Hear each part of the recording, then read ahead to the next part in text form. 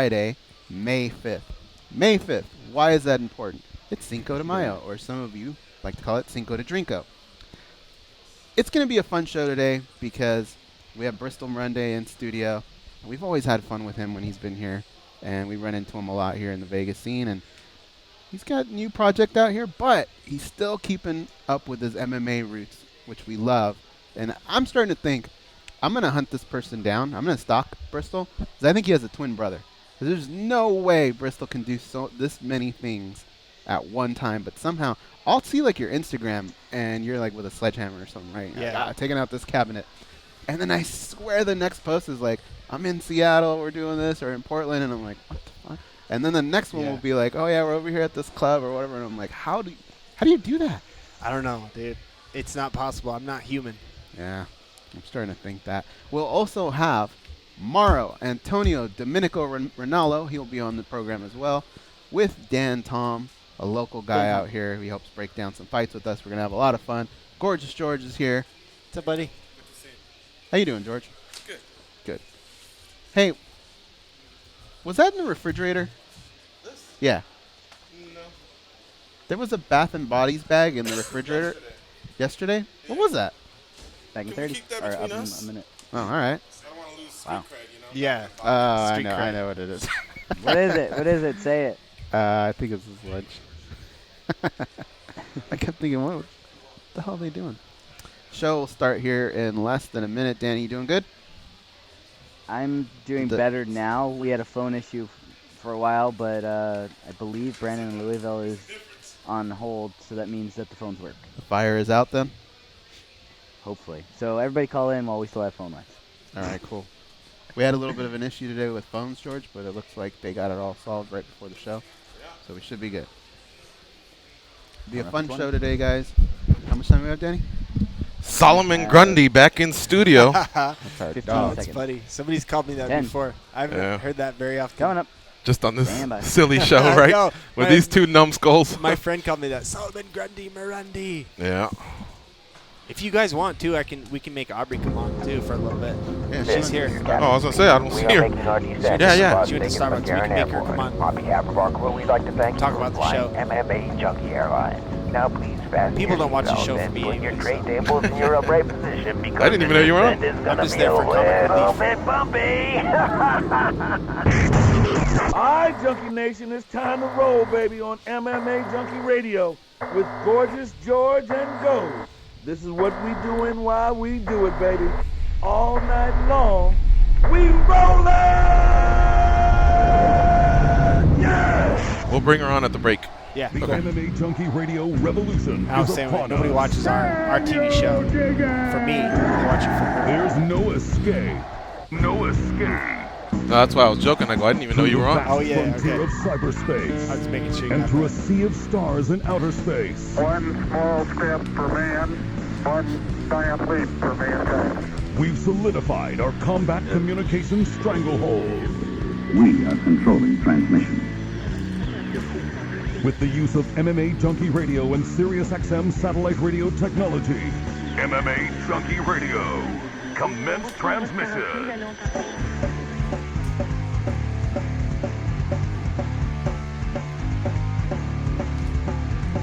Live from MMA Junkie Radio HQ in the fight capital of the world, Las Vegas, Nevada.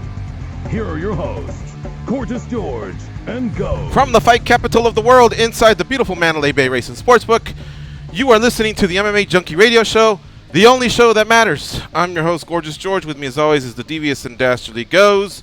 Our ace co-host, back east, handling all the producing duties today. It's Danny, and sitting next to me is one of the co-stars of Flip or Flop Vegas Style. Well, I added the style. It's Flip or Flop Vegas. It's Bristol Marunde. I don't know whether to introduce you as retired MMA fighter, current MMA fighter. So you'll have to inform us at some point. will. But this is Bristol Marunde from Tough 16, fought in Strikeforce, fought in the UFC. And again, his show popping on HGTV Thursday nights at 9 p.m. Welcome, sir. Thank you. Good to be here, guys. I like your shirt, too. Thank you. Thank you. Yeah. So, Bristol, let's just get it out of the way. Are you retired or No, I'm not retired. You're still doing it? Okay. I'm still training all the time. I'm in great shape, and this summer I'm going to have a huge fight. Although it's not signed yet, it's going to happen. Very cool. Look at you, because I know the other day I was following you on social media, and you were looking for an amateur fighter to fill in. So I know you're still promoting. Yes. And then, of course, you've always, you are on this show, but you've been flipping or flopping for many years. Yeah, we've been doing the renovations for houses. Aubrey and I have been flipping houses since 2009, and I've had my fight promotion since 2010.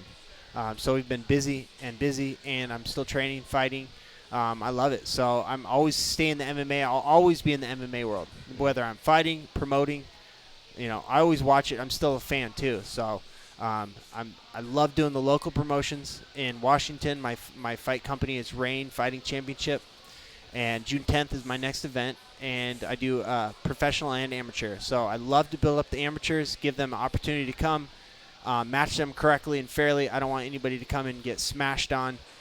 So I know what it's like to be a fighter, and also as the promoter, I love looking after the fighters, matchmaking them, getting them taken care of, building them up, turning them pro, getting them 4 or 5 fights. I want to push them, but I don't want them to get slaughtered,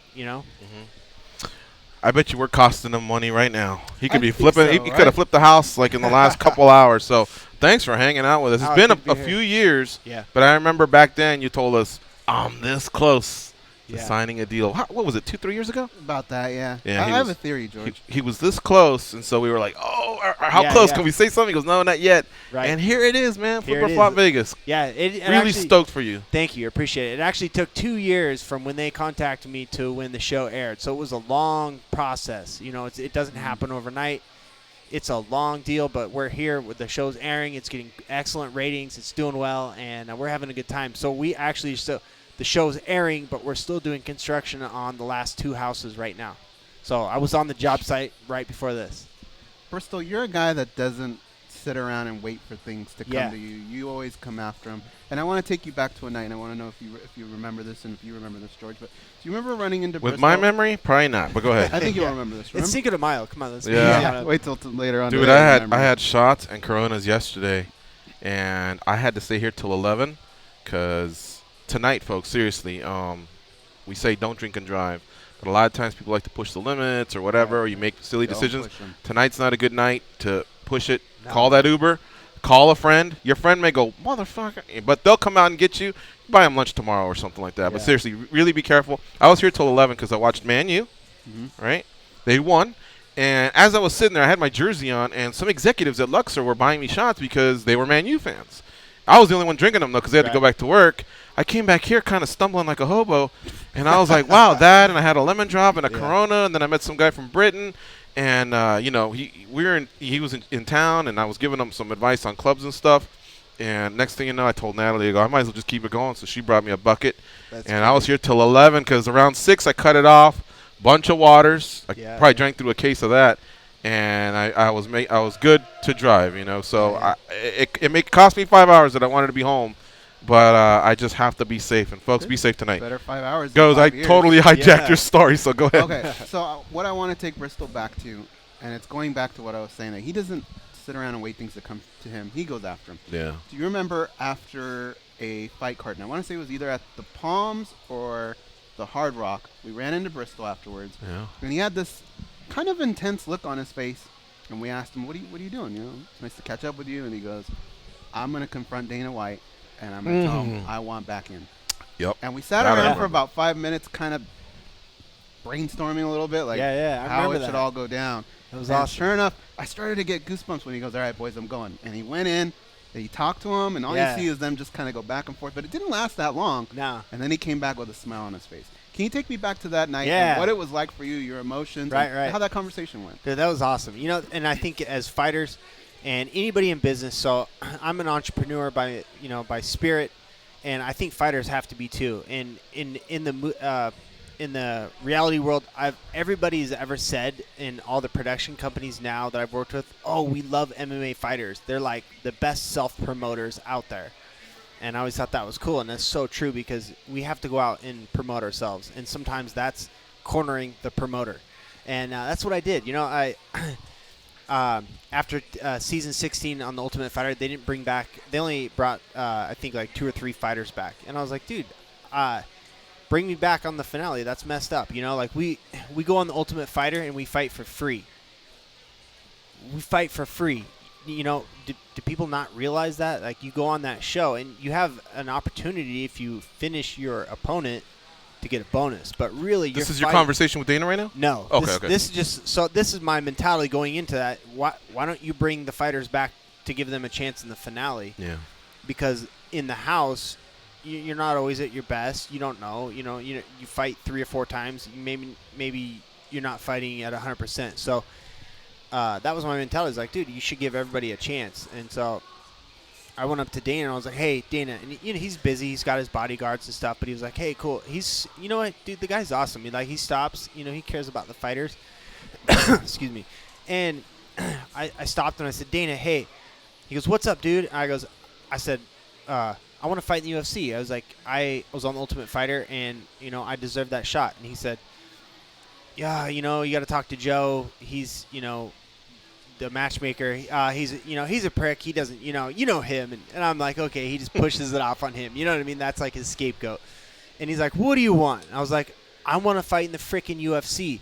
Give me a shot. And he goes, all right, Merry Christmas. We'll get you in.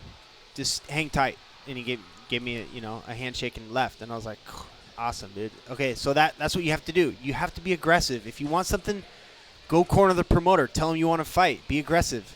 Mm-hmm. And all that, correct me if I'm wrong, was probably under 5 minutes, right? Yeah, it was fast. Quick. It was quick, but still, it's not the most comfortable thing to go up to a Dana when I know there's 100 people waiting to talk to him, and I just shoved my way in there. I was aggressive, and I just cornered him. I was like, caught him, like, hey, Dana, and he's like, all right, another guy, one more person to talk to. But you know what? I got what I wanted, and he was super cool about it. So you know what?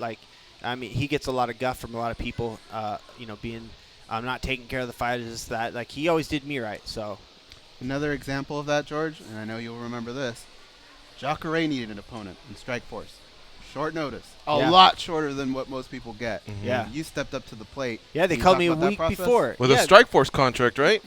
Yeah, and then they called me a week before. You want to fight this guy named Jacare? And I didn't know who he was. I said, sure. So I think I had 6 days notice to fight him at 185, and I'm like, let's go. I'll do it. And that's my mentality. Is maybe it has hurt me in the past. I don't think fighters should always take short notice fights, but in my case, I just said, whatever. I'm just gonna fight. This is my life. This is what I choose. I'm gonna, I'll take the good with the bad. And I fought him. I went 3 rounds, and he ended up getting me in a side choke late in the 3rd round. And he's an all-time great grappler too. Yeah, dude, he's an solid. Abu Dhabi level grappler. So he's solid. So to be in there, that many minutes is I a W got in it. itself. I got him. He took me down a couple times. I got up. I had a lot of little mini victories in the fight. It was good. It's not something I want to hang my career on. I don't want to say, oh, I fought him. I went 3 rounds. Telling my grandkids. But. It was an opportunity, and I took it. What do you even do with 6 days notice? Is there time to watch video? Is it just all about losing weight? Yeah. Well, with 6 days notice, I think that fighters really need to. I did kind of what everybody does and try to get in shape in 6 days, and that's not possible. What you really should do is stretch, get limber, just stretch, just get to the point where you are you feel athletic and get the most out of what you have. So tell me about Flip or Flop Vegas or Las Vegas? It's just Vegas. Vegas, right? Flip or Flop Vegas. Yeah. Flip or Flop Vegas, HDTV, Thursday nights, 9 p.m. Yeah. How much fun is that? I mean, is it as much fun as we would think it is because you're on TV, or is there stressful moments now because there has to be some sort of successes, that outdo the flops and maybe you and your wife did better not kind of doing at your own time and your own style. So do they cramp your style? Very good question. Yes, it's fun, but also yes, it can be stressful because now with the TV show, we no longer have the luxury of doing what we want when we want it. Now we have strict deadlines, so we have to finish these projects extremely fast. Where in the past, we would renovate a whole house. We could take up to 5-6 weeks. That was fine. It was our own time. Now we have to do it in 3 weeks, and there's no budging. So we've been working 7 days a week since September when we started. Oh, wow. No joke. Damn. Because we have 13 houses to renovate, find, buy, renovate, and we're all self-funding. So we need to sell the previous houses to roll those funds into the next one. I don't have $10 million laying around to buy 13 houses. So if anybody's listening, you want to get an account number, you can shoot me some money. I still got to buy 2 more Corner houses. Dana White again. Yeah, good idea. Right? Data, 5 minutes, he'll do it. Data, come on, buddy. Hook Stop me up. playing blackjack and give me some of them chips. Yeah, tip me. So, yes, it's been difficult. We've had to finish these houses in record time. So we've been working 7 days a week. It's been crazy. And but to see it finally airing is paying off. It's cool to actually watch it. I actually have an idea for you. Can I pitch it to you now? Got it. Corner you, right? That's the thing? Okay. All right. You come in, you flip the house, or you renovate it. Right. You call Ally Quinta. He comes in, he sells the house. He's crazy. You've been following that? Oh, I've been fine. He's been going nuts. And What's you get been him good? to do the demolition, too. Yeah, what's been Get him, going like, a case nuts? of beer. Yeah, like his mouth will demolish the whole house with his East Coast accent. He's been going crazy on Twitter about Yeah. it. Yeah, man. Well, I thought it was gonna bite him in the ass. But I think he's on to something. He might Except be. cut me, you sissies. Yeah. You never know at that point. But I mean, being a boss to other people, I don't know how I would feel if one of my employees or workers or one of my subs was tweeting about me. Hey, you suck. You like. Can you imagine? How do you feel? How does that make you feel? Like, my whole thing is, if you don't like it, why did you sign the contract? well, you know, Nate Diaz has pushed the limits, and Conor McGregor's pushed the limits, and they're both still there. So there is something to trudging that line, and maybe it'll pay off. Who knows? Apparently, real estate's doing well for him, so he can maybe take that chance. But I said on the show, because he fought about a week and a half ago, I said, Right. man, they're fighting in Long Island. That's your hometown. That's a chance for you to be Yeah. a huge megastar. Now he'll only be one fight away from the renegotiation. Right. A lot of times the UFC will renegotiate during that time Yeah, while you have the one fight left. Other fighters take it to actual free agency, but he's really 2 months away. Yeah. Go in there, man. Push all your chips in. Do as best as you can at that Right. fight. Probably get a co-main event slot or something like that. Yeah. And then chirp again. You know, once Yeah. once you sign the dotted And line. as a realtor, so he deals with contracts all the time, and I don't know how many houses he sold or whatever, apartments or whatever they call them on that side of the world. They why doesn't he negotiate a better contract? And if he's so unhappy about the money, negotiate a better contract. You signed the contract, you fought for that money. Nobody forced you to do it. Like, I feel like if you complain before you sign, or if I don't know the whole story, maybe they forced him, maybe they grabbed his hand and made him sign it. I don't know, and I'd be pissed too if they did that. But just like when I fought Jocker, I didn't complain because I signed the contract. I could have said no. Well, I'll fill in a couple things. About 2 years ago was his last fight prior to knocking out Diego Sanchez. Right. And around that time, he got hurt. It was either during the camp or during the fight. Oh, right. And so he required a knee surgery. Yeah. And the UFC fighters for the last 2-3 years have had out-of-competition insurance as well. Right, I guess it's got its limits. We don't know everything. Yeah. But I know a little he bit had a about it. little bit of trouble with that.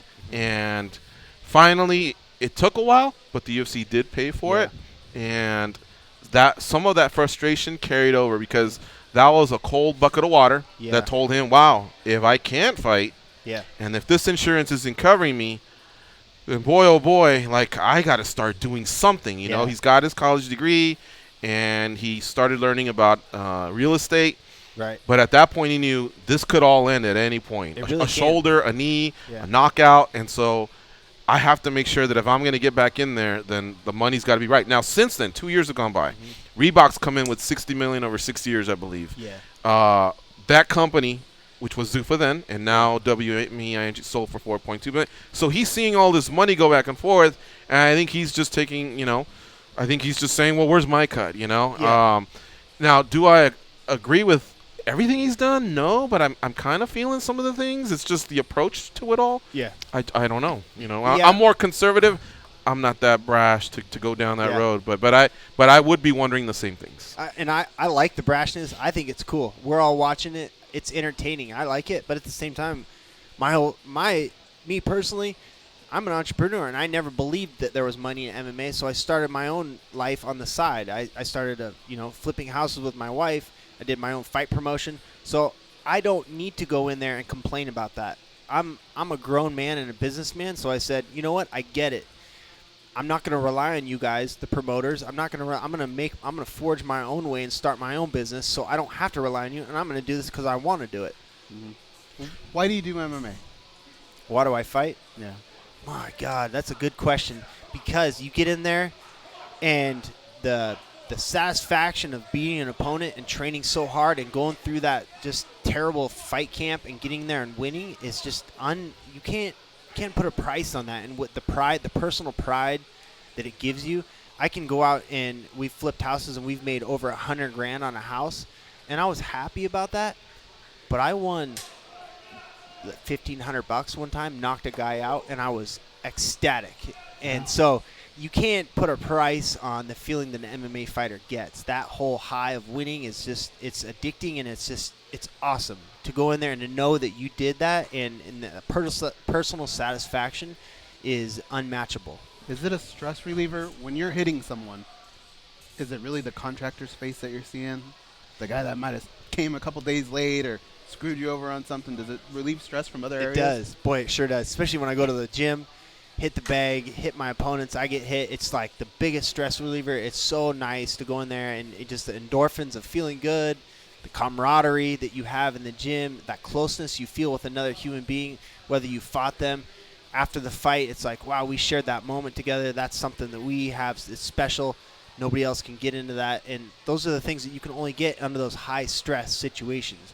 You can't get that. You don't feel that way playing tennis with your friends out on the court. You could only feel that way when there's that high tension and those real high stakes during the fight. You know what I'm starting to enjoy more and more about just the whole workout process in general? This thing's off. The You don't phone? have to look at this. Mm-hmm. I think this is one of the biggest stressors. Yeah. Just everybody constantly. Yeah. They can get at you whenever. Yeah. There's no breakaway. No breakaway. Yeah. I folded a guy in Peru once with a good body shot, right? Yeah. And as you were telling me what you were telling me about the $100,000, I still think I'd rather get $100,000 from selling a house because that felt good, but I don't think you could do both? Well, that's true. That's true. What if you could do both? It wasn't a KO. It was just one of those like, oh, I've had enough, you know? It was a liver shot. But Did you ask him if he wanted a fresh one? no, I think that our uncles pulled me away, but wow, okay. It's Cinco de Mayo. Maybe you could have round 2 tonight. Go down the strip and, yeah. That's nuts, man. That's nuts that you do all of them. You promote, you still fight, and you're doing 7 days a week on the reality show here, Flip or Flop. It's crazy, man, but it's awesome. The show's airing, and it's turning out really good, and it goes so fast. We just poured 4 weeks into this project in 25 minutes, 30-minute slot, poof, it's gone. We're like, oh, that looked so easy on TV. You're self-funded though, so HGTV doesn't come in with any sort of assistance. No, they don't. They don't invest in real estate at all. They just do the TV aspect, and all the housing is on us. Finding them, renovating them, all the construction, paying for them. We buy them on auctions. So we have to pay cash for the houses. You can't get loans for these houses that are all beat up, and they won't even finance. So you're not joking. If Uncle Dana's watching or someone else. Well, we got it now. Oh, you got it now. I don't Okay. need it. Back in the day, we probably needed it, but now we've just skimped, and Aubrey and I have been very careful with our money, and I know a lot of MMA fighters are careful because they know that money was hard earned, and they know what they had to do to get it. You've always been a guy that does things his own way, Yeah. but you've worked hard to be able to do that. Call your own shots. Yeah. Is it difficult to anytime a big group comes in, they're going to want to put their input in, and Yeah. you're the guy that knows the most about this subject. Right. Was it difficult and scary maybe to have HG come in and say, Yeah. hey, we want things like this. We want when you know the correct way that things need to be done? Oh my God, it's terrible. Aubrey and I, we're used to doing our own way. This is the Wild West. We do whatever we want. This in Vegas and Nevada is awesome for business. You can it's wide open. Do whatever you want.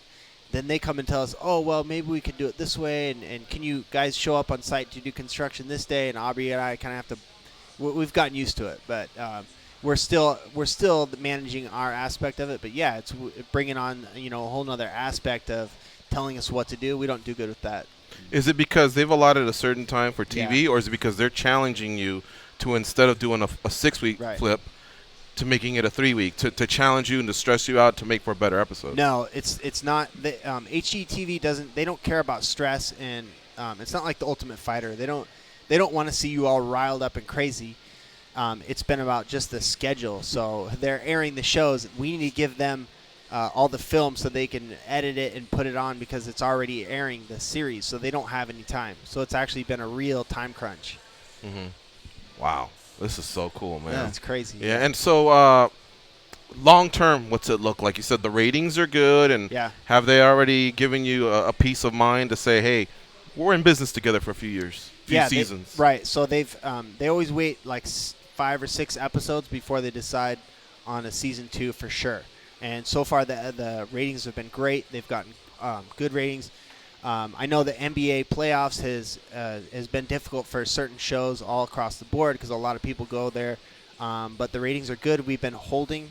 One of the things too is that they said that you've been holding your audience, so they don't leave after a commercial, and that's a big deal. So they actually watch all the numbers minute by minute, so they can tell when you watch it on your DVR as well. This segment's called Throwing Someone Under the Bus. I want to know who's the hardest to work with. Bricklayers, the actual contractor that shows up at the very beginning, tile guy, painters. Like, who's actually the worst of the blue-collar workers? Like, these guys think their shit don't stink. All in all, I'm trying to think who would be the most difficult. I think that, for sure. Oh, you know who? Okay, the most difficult. All in all, is the finish guys. The guys that are the perfectionists. Do often cabinetry. Cabinet guys are the most difficult pain in the ass people on the planet because they want it perfect, and if it's not perfect, they're upset and they're mad. They don't have the right materials. So cabinet finish guys. Woo. What about the landscapers? They're awesome. They're awesome? Yeah, the landscapers are great. Okay, the painters? Painters are great. No problem there. Who else goes? What about guys that put in pools or barbecues? Barbecues. No, they're good. Yeah? You know what? I've worked with them, and we've done replaster and pools. Over this many years, I've weeded out so many guys. Me and Aubrey have worked with so many different guys in Vegas, and we've kind of just we've held on to the good guys. So we have like a solid crew. Zoning? No problem. Yeah? Vegas is awesome, man. Just doing business here is so much better. Like versus California or Washington or somewhere where there's a lot more regulations, and definitely this part of the country, this is the Wild West, is great. All right, we got to take this break. When we come back, we'll take some calls, 866-522-2846. And we'll also bring in the real star. No offense, Bristol. Aubrey Marunde will join us as well. Plus, I want to ask about Tarek and Christina. And I was reading some of the stories out here, and I don't know if those stories just try and create drama. Like, are you guys going to be the new group, or what's going to happen? So we'll ask you about that. Sure. When we come back, it's SiriusXM's Rush 93 presents MMA Junkie Radio, and we want you to stay close.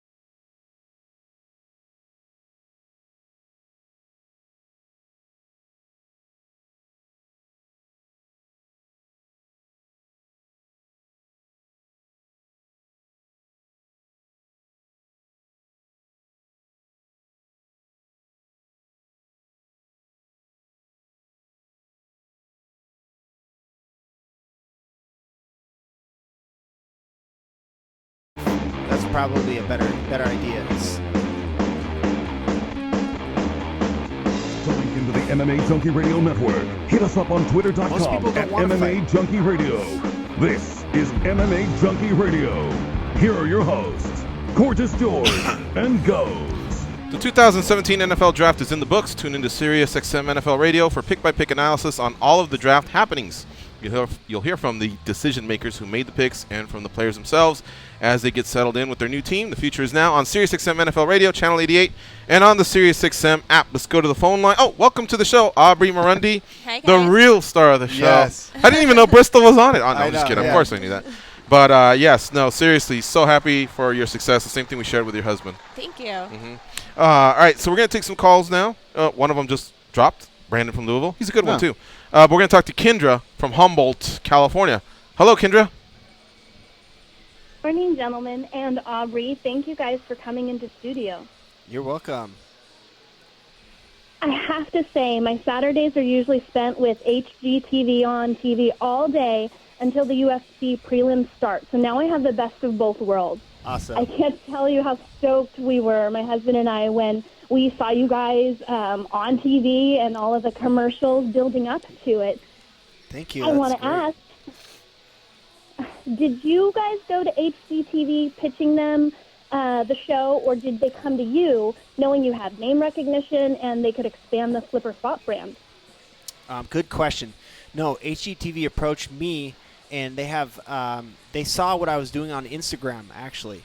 I was posting pictures of our renovations, and I think I tagged HGTV probably, or hashtagged it, and they private messaged me and said, hey, we would like to do a Skype interview with you and your wife. And I said, no thanks. I've done enough reality TV. I was on The Ultimate Fighter. What? Yeah. Really? I said, no thank you. Really, he did. I said no, and This was before he told me. He had already said no like 3 times, and they kept asking and asking.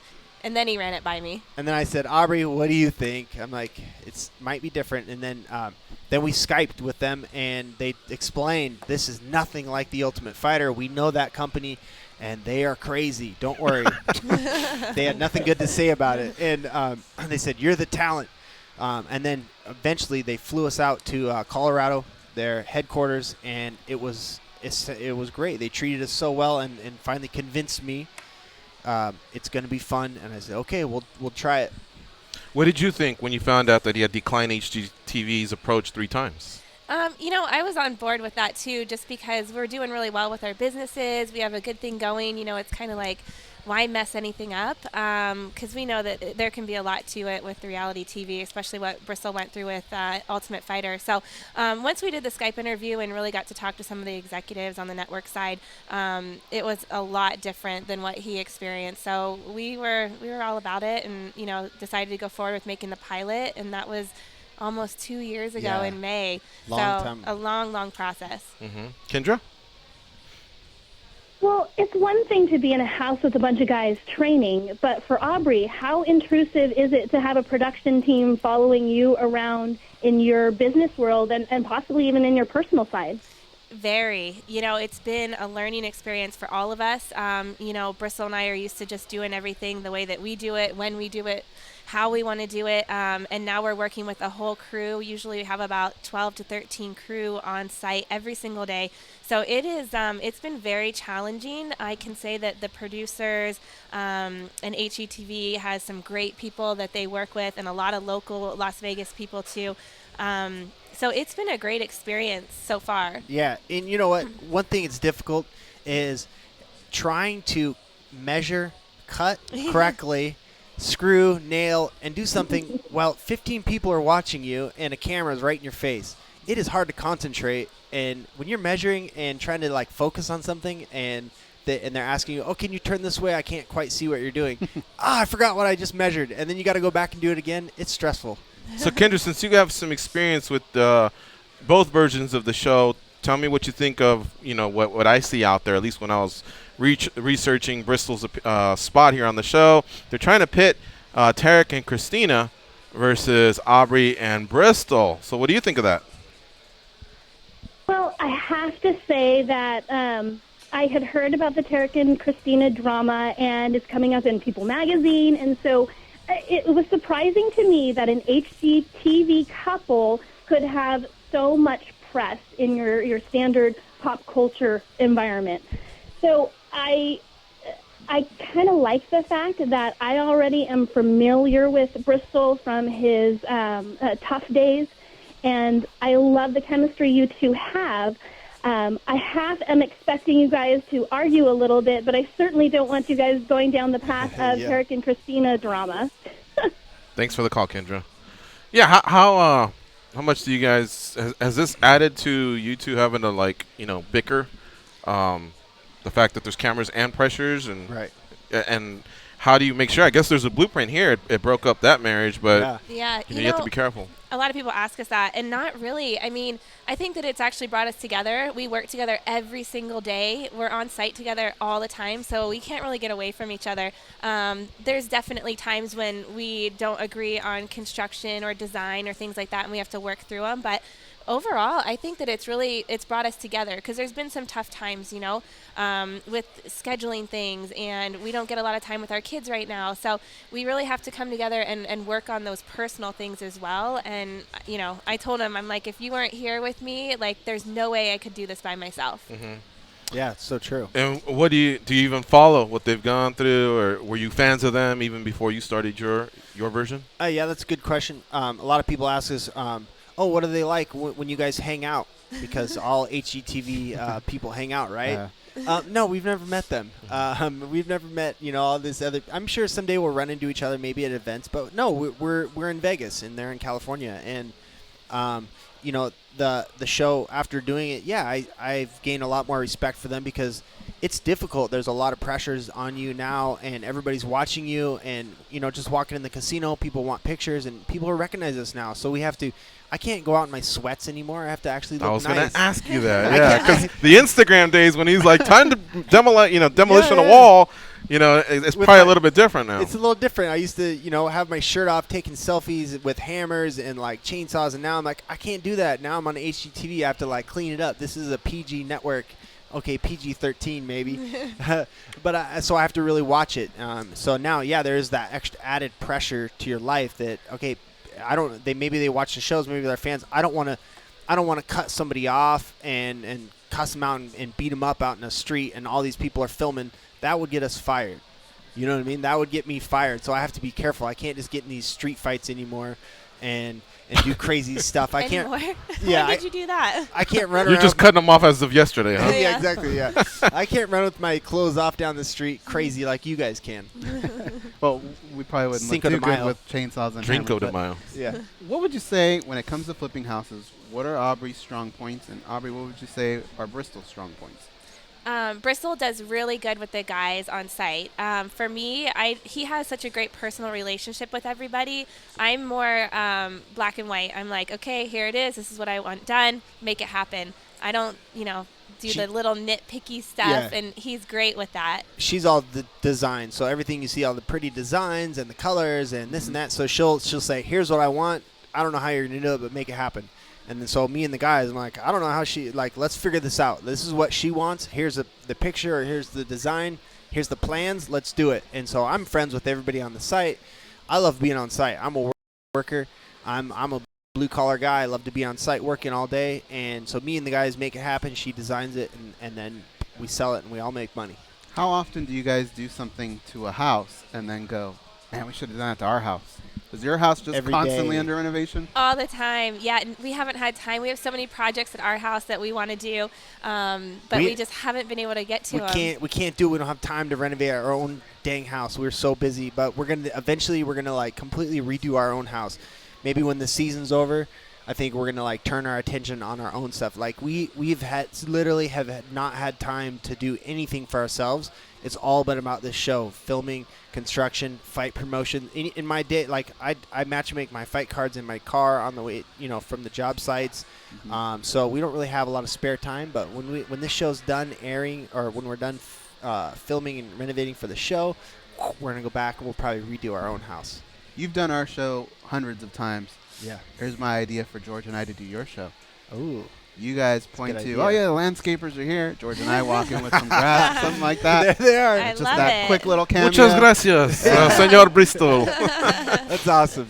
By the way, have any former blue-collar workers, landscapers, painters, anyone that you ever beefed with, seen your success and said, hey, let's bury the past, like trying to get back Sure. in your Yeah, good there's been a graces? few. Yeah, there's been a few that text me, hey, I need some work. I'm this, that. I'm like, dude, you're crazy. No, you had your chance. And before we had this big show and all this opportunity, back when we were just doing our own thing, we're done. We had a chance. So that's happened a lot with a lot of people, a lot of friends. Hey, dude, what's going on? Let's hang out. And I'm like, what? I wasn't good enough to hang out with you before?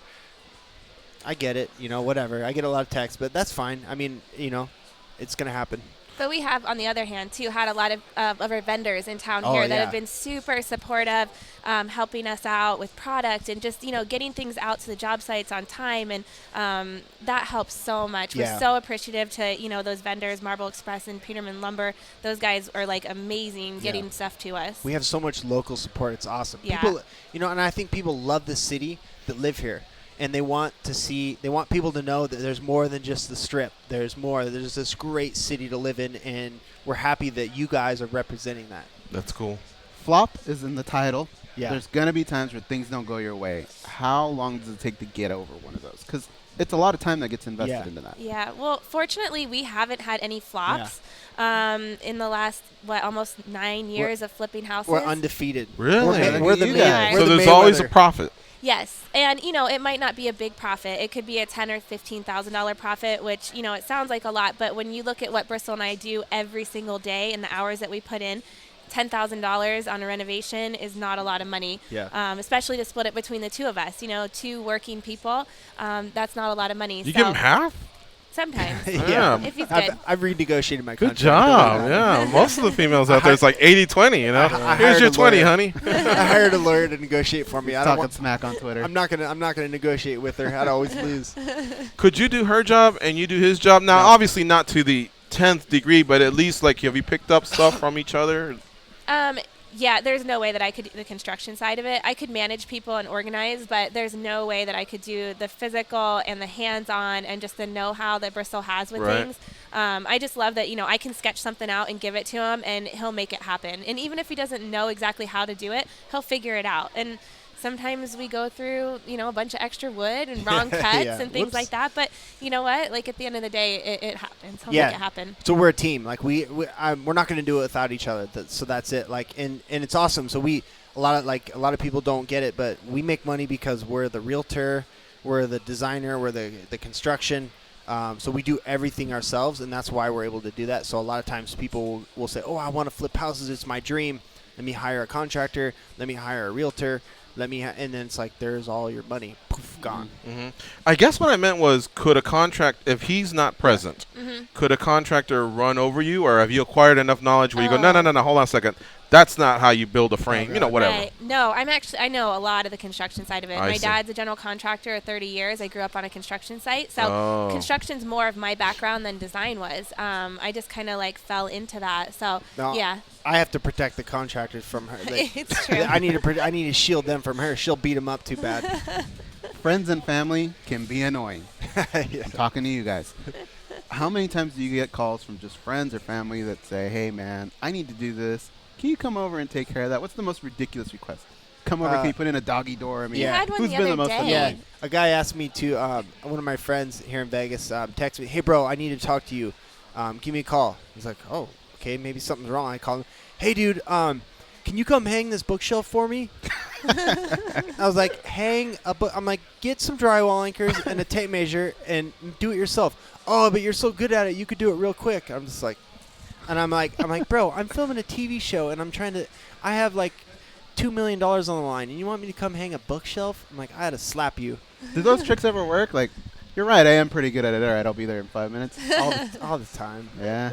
All the time. "Hey, bro, can you come help me out?" I'm like, "Okay." Is I'll these come regular buddies or MMA teammates? Both. Both. Yeah. Yeah, MMA friends. "Hey, dude, I need your help. What's going on?" But mostly I tell them over the phone. "Okay, go to Home Depot. I'll text you directions. Here's I'll make a list for you. Go do this, this, and this. And if there's a guy standing out front, hire him. His name is Mauricio. Grab him. He'll go. I take care of him. You know those guys too, the guys that hang out in front? Yeah, they're Look at good you. guys. I like them all. Senor Bristol, is that what they call you? Yeah. All right, so this is Bristol and Aubrey Marunde from Flip or Flop Vegas. Wow, that was a tongue twister. And it airs on Thursday nights on HGTV at 9 p.m. We're going to take our last break, and when we come back, Bristol, can we tell that story yesterday about the tow truck guy? Yeah, anything. It's a good one, anything you folks. want. Stay tuned. You know I'm always asking for the street fight stories, and Bristol's got a pretty good one simmering. We'll be right back.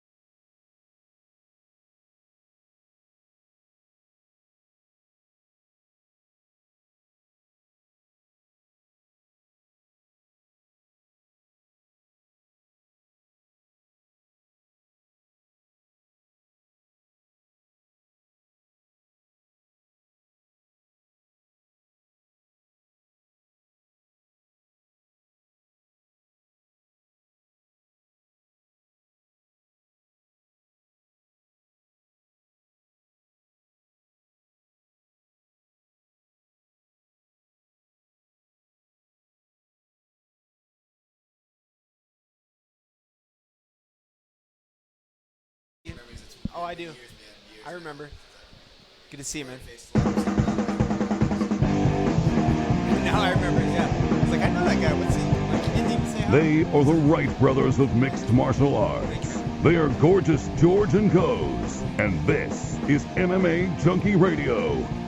Saturday is Derby Day on SiriusXM Rush 93. Coverage of the 143rd Kentucky Derby starts Saturday morning at 10 Eastern with Dave Johnson and Down the Stretch. Then Saturday afternoon at 5, we will bring you Westwood One's coverage of the Kentucky Derby. It's all on SiriusXM, Rush Channel 93, and on the SiriusXM app. Aubrey and Bristol Marunde from Flip or Flop Vegas are here in studio with us. It airs on Thursday nights on HGTV at 9 p.m. If they want a flip-off, if Tarek and Christina want a flip-off, how would that work, and is something like that cooking? Oh, that would be great. You know, HGTV, we're supposed to respond with "We've been coached." Since this is not HGTV approved, I can say whatever I want. But here, so they say we're supposed to deflect that question and say, oh, that's wonderful. We love everything. We love construction, and we would love to work together. But for us now, like, yeah, Aubrey and I are competitors. We always want to compete. But in reality, you know, is that ever going to happen? A flip-off? Probably not. What happens in a flip-off? You just take two houses of equal value so you can get it done faster and make more money? Is that what a flip-off is? Oh, that would be awesome. I would love to do that. That'd be fun because me and Aubrey are competitors. We get going. We would get in there. We'd stay late at night. And I would do the work. She'd be in there helping me out. It'd be great. All right. What's that? I like. Oh, well, all right. I do want to say we mentioned there was a street fight story that Bristol told us a long time ago. What Goes was asking him about something else, and the funny thing is Bristol goes, "Man, let me think here," and then he goes, "Oh yeah, yesterday." So he had to really go back in the memory banks. Yeah. But what happened yesterday? I guess there was almost some fisticuffs here in Vegas. Oh, I'm ready, man. Almost every project, there's some crazy neighbor. So Vegas, hey, it's got a reputation of crazy people, and they're out there. They live in every neighborhood. So yesterday, oh my gosh, this guy, I don't like it when guys treat my workers bad. They treat him, they talk down to him because maybe they have a thick accent, and I don't like that at all. And so my painter came out to me and said, "Hey, these guys, he's yelling at us and telling us to move our trucks." This guy, literally, he is orange. He has his shirt off. He has like the thickest, darkest tan you've ever seen. Like he's obviously like addicted to tanning. What was Dan Mergliotta doing there? Yeah, exactly. Darker, more tan than Dan. I know. Dan's got a great tan. I'm just joking, Dan. This guy has an issue. Anyway, he's standing there with his shirt off, all tough, staring at me. He rolls up in his convertible 1982 Chrysler. It's pretty badass car. Anyway, he rolls up in it, and he's standing there. He's on his phone, and he has earphones in, and supposedly he's calling the tow truck to tow all our cars because we parked in the pool parking lot because he wants to go tanning. And he's just staring, mean mugging me, and I said, oh, okay, everybody, I'm not gonna lose my temper. I'm gonna be calm, and I was like, all right, screw it. Were your workers behind you, like backup with Oh, shovels and yeah. stuff? Literally, all like 15 guys are just standing up there watching me. I love it. And I'm walking up to him like this, and I did the one. I just stepped my eyes on him like, oh, this is a standoff. I get it. I've done these before. He's standing there on his phone with his headphones in, supposedly calling the tow truck. And I looked right in his eyes, and I walked up to him, and I said, "Sir, do you have a problem?" And I was like, I'm just going to take the cop approach, like the nice prick. Mm-hmm. "Sir, do you have a problem?" And he takes the earphone out, and he goes, "What?" And I said, and then he puts it back in. He goes, "No, I don't have a problem. I'm calling a tow truck." Put his earphone back in. There was nothing on his phone. It was blank. The guy's an idiot. He's just sitting there like this. I'm like, what the hell's wrong with you? Probably had it upside down. Yeah, probably. And so then I look at him, and I said, "Sir, will you please speak to me like an adult?" And he put his thing off, and he said, "Yeah, you guys are parking in my spot. I'm calling the tow truck." And I was like, "Sir, this doesn't need to be escalated into a fight because if you want to fight, I have no problem with that." And he just looked at me, and he just, like his eyes, he kind of just, he's still the tough guy image. You know it is when guys put off that image, but really he's afraid inside. Mm-hmm. And then and finally I said, I'm just gonna keep going until he breaks. And I said, "Sir," he goes, I have a key to the house, to the pool." And I said, "I have a key too." And he said, "Well, you guys are parking in my spots." And I said, "Sir, I'm a reasonable person. Did you come up and talk to me and ask me to move my trucks?" "Well, I asked the guys to, and they didn't, blah, blah." And he's going on and on. And then finally I was like, "Sir, if you would like to move the trucks, all you have to do is ask me." And then finally, poof, he just broke. And he went like this, "I'm sorry, dude. What's your name? My dad's sick. Maybe that's why I'm acting up. I'm sorry." And I said, "It's okay. I accept your apology. Carry on." And then he just walked off and left. And I turned around, and all my guys were like, That's funny. you weren't gonna hit, but I had to like stop myself from slapping the phone out of his hand because there's a construction side of me that's just grouchy, that just wants it. When you do construction all day, you get grouchy. Yeah. Plus this heat, it's crazy. All right, Bristol can be followed on Twitter at Bristol Marunde. Aubrey, do you have social media? Just Instagram. Instagram? What's that? Aubrey Marunde. Aubrey Marunde. All right, and they can be watched on Thursday nights on HDTV at 9 p.m. 9 p.m. Thank you very much for coming by the show. Congratulations again on your success. Thank you. All right, folks, we are going to go to a commercial and a sports update. When we come back, we're going to take some calls. We also got Johnny Hendricks and Mauro Ranallo coming up on today's show. Stay close.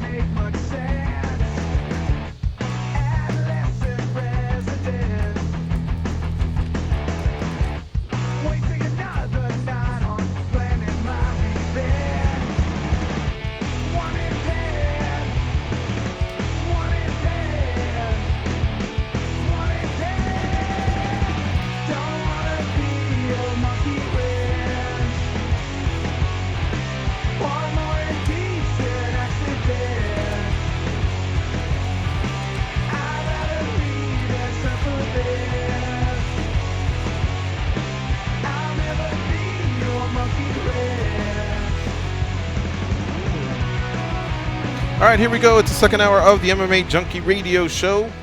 Want to thank Bristol Marunde and his wife, Aubrey Marunde, co-hosts of Flip or Flop Vegas, airing on Thursday nights on HGTV at 9 p.m. Want to thank them for their time. They came here for an hour, and goes, you saw it, man. They're on their phones.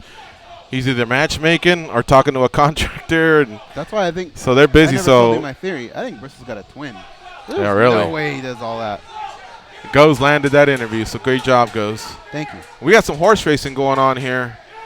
These guys may have hit a race, a winner, an exacta, trifecta, I don't know, a quinella.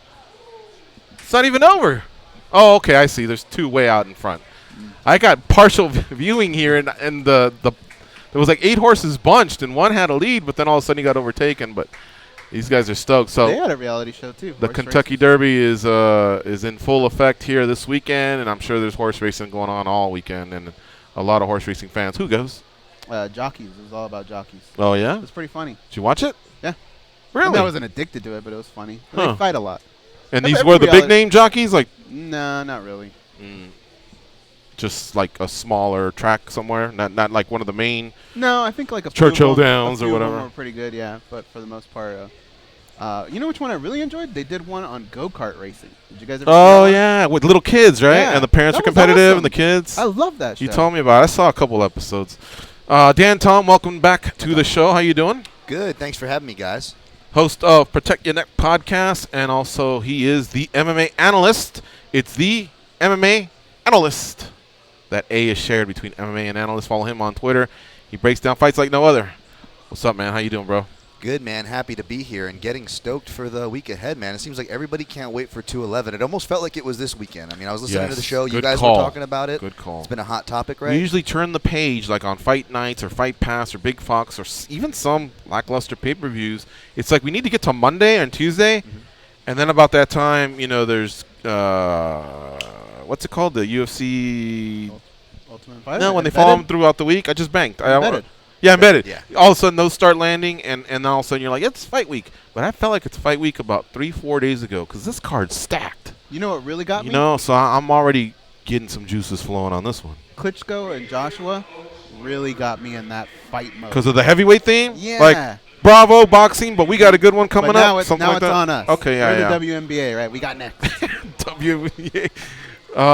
That's that quite a dramatic drop off. That was their tagline. We got next. Remember for the Couldn't we have been like the Final Four or something? No, I mean, but they don't have a tagline. Theirs was "We got next." I see. All right, yeah, I see what you're saying. Okay, I thought you were comparing No, boxing is the NBA and MMA is the WNBA. So we're gonna lose our gigs here, man. I was gonna say I thought Rebecca Lobo was about to walk into the studio and like give Goes a fist bump. How many of those can you name? How many female basketball players can you name? And I'm done. Yeah. We had this problem the other day. We were talking about how big Cynthia of Cooper. Can I go back or it has to be current? Current. Diana Tervasi, isn't that one? I don't know. Yeah, she's a point guard and Lobo's passed. She's retired, isn't she? Yeah. Yeah. So I remember Cynthia Cooper because she was a Trojan. And she was like the 3-time MVP, you know, when she came out. And Lisa Leslie, I remember her because she was a Trojan, but she came from SoCal. She scored over 100 points in a half, right? 101 points. In a half, not even a game. So, Wilt, much respect to what you did. She did it in a half. And then, of course, Reggie Miller's sister, who also went to USC. And he went to UCLA, right? And he went to UCLA. So I think I got us a starting 5 there. I don't know. I really don't follow them too much. Back in the day, there was a lady named Ann Donovan. And then Doris Burke, who works for ESPN, who I tremendously respect. You'll see her a lot, you know, on the ABC broadcast. They'll say, okay, they're coming out of the halftime tunnels. They're coming out of tunnels here. You know, halftime's over and third quarter's about to start. Let's send it to Doris. And she's the lady that talks. Well, she's the one that's brought emotion out of LeBron. She's the one that's gotten Popovich to, you know, answer a few questions. And so a lot of people feel like, oh, well, the female reporter, the sideline reporter. No, she actually played, so she knows what the fuck she's talking about. Before we get into whatever it is we're going to get into with Dan, he kind of dropped a little bit of a bombshell as we were coming out of break. Have you ever heard him do impressions? He just did Lou from The Simpsons, one of the cops. And He I was did? laughing my out. Yeah, you had your headphones off, so you're talking about Oh, okay. Can you do that again? Hey, Chief. Remember that guy? Well, I need a little bit more than that. That's kind of his big thing. Yeah, everything. Oh, that's it? Of, Hey, Chief, did you just say take 'em away toys? I said take 'em away boys. Hey, Danny, you're a Simpson fan. That's pretty fucking spot on, right? That was amazing. And he just dropped it like that as we didn't have time to go, whoa, what the hell was going on? Like, even the Wiggum that he just did in answer was pretty good. That was Lou off top of my spot on. The Wiggum wasn't practice, but the Lou, I'll do Lou. Lou will be in the lexicon. Underrated side character. It's the side characters that make the Simpsons, Simpsons work. That's just my opinion there. Before I got Bell's palsy, I had a decent Barney down. Hey, Homer. But I just don't have full usage of the muscles in the right side of my face. So I haven't practiced it much. I don't whistle much. I don't make faces. Like Verdum has that clown face, or what's he call it? And I had a couple that I used to do that I like when I used to go over to my buddies, and I'd make their kids almost piss in their pants because I could just, contour my face, and I had a couple funny faces. But that one, and then the other one was Mr. Burns. Oh. Wait, I can't wait. Smithers, where's that bumbling dimwit Homer Simpson? Yeah, that's actually good. So I could get going on it, but I'm fatter now, so I have a different voice. my face is fucked up. So you're gonna have to give me a pass, but at least you can tell I'm not bullshitting, right? No. And it's I warmed up with a bad that's Barney. Part and Kermit. That's part GSP too. Well, see, my Barney will kind of run into the guy from Police Academy, but it's just like, Mr. Gumble, this is a Girl Scout meeting. Is it? Are you just afraid to me? You have a drinking problem. It's just, I don't know, it kind of goes to the Police Academy guy, and that's a better Burns than me, because my Burns always ends up being Dewey, like from Snake Griffin. Yeah, Snake. I rather like the sound of that. So I see what you mean, like certain things fade in, certain pressures fade into one another, but you got to have the facial. You got to stay on top of it, the facial, and Christopher Walken? Well, Christopher Walken's a perfect one, because if I do Christopher Walken, because my face is going to... Wow. John, it's crazy. There's two guys just sitting here looking at me, wanting me to talk. Oh, no. You gotta talk sometime like it's a prophecy. Like it's the early 90s Walken before Me Joe Dirt just made him a cartoon character. Like Walken was scary back in the day. What a unique Walken. What a unique actor. He great. Really kind of has a niche down of what he can do, and like I enjoyed him in True Romance. Oh, great. Great. I enjoyed him in Pulp Fiction. There was just a lot of movies where he could be creepy, or he could actually be a nice guy, like he was in Wedding Crashers. Yeah.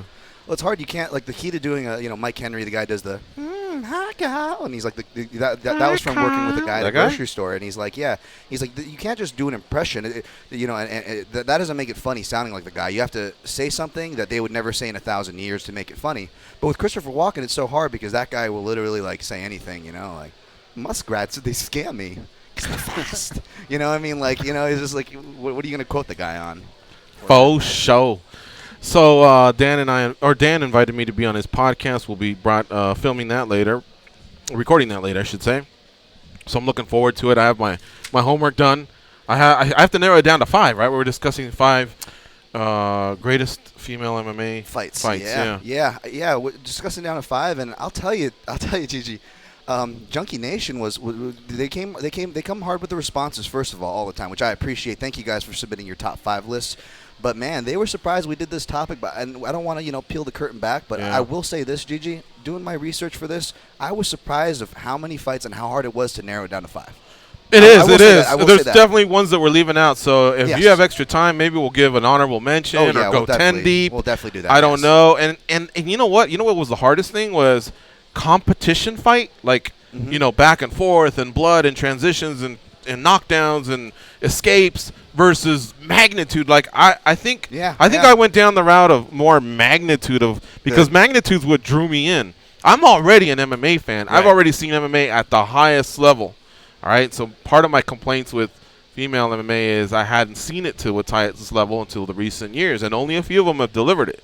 Miesha Tate, by the way, is a common denominator. Yes, absolutely, yeah. For one, man, I got to really shake her hand, buy her a steak or some beers, and just thank her for all the videos I had to go through and see. So I may go the route of blending magnitude with competition. I felt like she was a common denominator. It was fun. Narrowing it down to 5 was impossible. If you have time, we'll go 10 or we'll do an honorable mention. But I'm looking forward to it. Junkie Nation, on the one hand, fucked it all up because they basically took most of the ones that I was going to deliver anyway. So it almost looks like I said, "Oh shit, I forgot. Junkie Nation, help me out," because they almost match us. Can you say tit for tat when we're talking about WMMA? Or is that inappropriate? So that that was one thing, but they were on it. They love it. What they're giving me a hard time about is they probably thought you were trolling. I'm not the biggest women's MMA fan out there. And I don't want to steal Frank Trigg's thunder. He has a different thunder. His is because he feels like those athletes get exploited more rather than appreciated more. So rather than, oh my God, the submissions are incredible, he feels like fans would go down the road of, look at them, they're in the 69 position. You know what I mean? Right. So I understand what he's saying. That's not my thing. My thing is I don't feel like the UFC was ready for women's MMA because I want to know that there's 30 good bantamweights, 25. 30 good bantamweights, 25, 30 good strawweights. Yeah. I didn't want to flyweights if they do it, featherweights if they do it. I didn't want to just go, well, we got Ron to build it and they will come. That's what Misha told us once on the show, and she's right. It's happened. It's been lucrative for the UFC, and I feel like they are going to come because I've seen a lot of young ladies training that provide us with incredible highlights.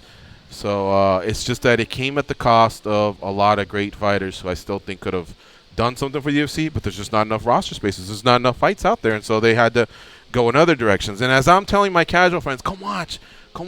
This is our NFL.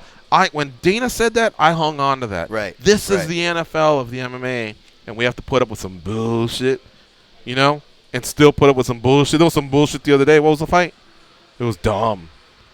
Oh, Alexis Davis and Cindy, man, that fight was just tough to watch. Oh, yeah. Cindy, met her here in the studio, trains out of Extreme, nice lady, but I just don't know if she's really UFC caliber, and then maybe she is because she's one of the best 25, 30 bantamweights out there. So, yet again, circling many topics here, but when a female fight goes bad, even a male fight, when a male fight goes bad, it's bad. When a female fight goes bad, it can be even worse. Yeah, absolutely. I mean, that's the funny thing. I don't think I get as much heat as you, George, but it's the reason why I say that is because I present the same argument but in different words, and because I always harp on sample size. And, a lot of times my fights to avoid sections of my breakdowns, no one comes at me for it, but I do explain that you'll see a lot of female fights in there often because the sample size is so low, our drawing pool, that the swings are often like a heavyweight fight in the sense of not that someone's going to get knocked out, in the sense of we can see how many times have we seen dramatic 3-1 favorites, sway. We're actually seeing a lot of those, less of those if you're actually paying attention to sports bookies right now. They're really catching on to that trend of the female fight swings. It's because of sample size.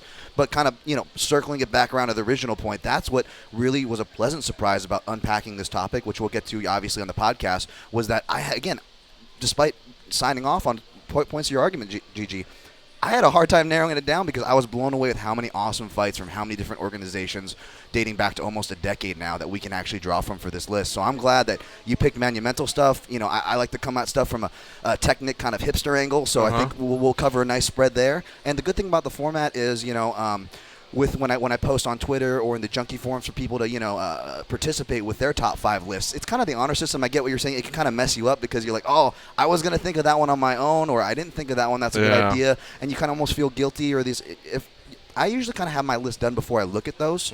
It's kind of my approach. But yeah, anything we don't cover, it's great because we have an honorable mention section, and I call it submission and transition section, where everybody who submits their list, we get to read off their list and weigh in on their list. So if you didn't have something on your list and it's on Jason Lackey's list or John Rico's list, we'll get to weigh in on their list too, which is a fun little segment at the end of the top 5 themes for the Protect Your Neck podcast. Well, I'm looking forward to it. And we still got about 15 minutes here. Another impressionist is on hold right now. We're going to take some calls. Yeah. And we got Johnny Hendricks coming up.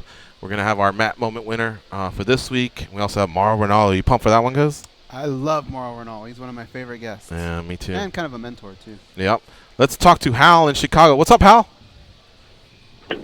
Man, hell busy, man. This Hoist. Oh, snap. Hoist, how you doing? Man, Mauro Ranallo the best, man. Can't wait to hear him rap. He is a pretty good rapper, for sure. Man, I just hearing you guys talk about hazing Hal. It reminds me of the good old days, man, when we just got in there and fought. We were fighting, man. We didn't talk. We didn't complain about contracts. We didn't try to be a heel. or talk trash. We just get in there and fight, man.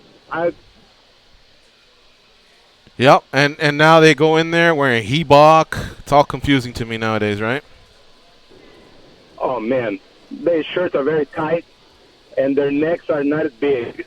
But, that's business, man. But, David, I got one request. Okay. Please have Miss Haha back in studio. I will grow my hair just so she can fix it.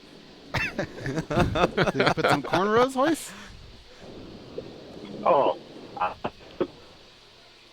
Oh, we kind of lost I'll Hoist. even smoke some of that Eddie Bravo stuff, Yeah, well, she's going to be here in May for the Junkie Gathering. Going to be able to make it out, Hoist?